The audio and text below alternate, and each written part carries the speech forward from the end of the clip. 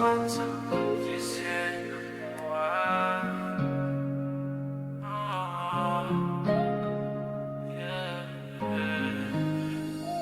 Ubeti wa kwanza, nilizaliwa bila sauti, bila nafasi. Wengine wanacheka, sisi tunabeba mzigo kimya kimya. Jasho langu halitoshi kununua ndoto, wao wanazaliwa juu, sisi tunapanda bila kamba. Niliona haki ikiuza sura, ikivaa pesa, ikivaa majina.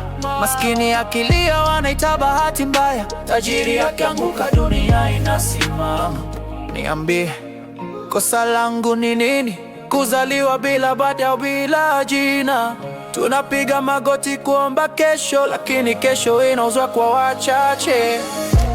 Maisha yachezi sawa, yana upendeleo. Wengine wanapewa, wengine wanavumilia. Maumivu ni walimu wetu, lakini hawalipi ada ya matumaini. Maisha yachezi sawa, yana ubaguzi. Machozi ya maskini yana mashahidi. Tunapumua kwa shida, tunaishi kwa subira, lakini mioyo yetu imechoka kupigana. Ubeti wa pili, nilimwamini mtu akaniuza kwa tabasamu. Nilimpa ukweli, akanirudishia sumu. Uaminifu ni mzigo siku hizi. Wadanganyifu wanaitwa wajanja.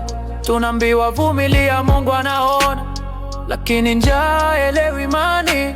Mtoto analala bila chakula, wakati mwingine ni imani inatetemeka.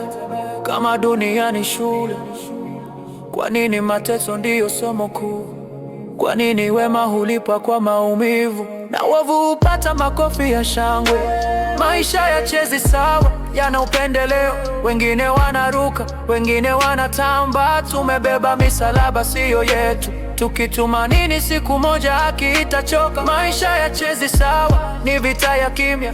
Hakuna damu, lakini roho zinakufa. Na tunacheka mbele ya watu, lakini ndani tunavunjika vipande.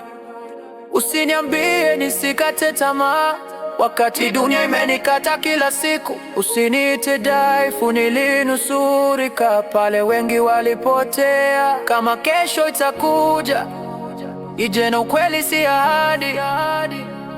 Kama haki ipo, yache kujificha. Maisha yachezi sawa, lakini bado tupo hapa, tukiwa na majeraha, tukivuta pumzi, tukipigana na dunia isiyotujali. Maisha yachezi sawa, lakini sauti yetu bado haiwezi kufa.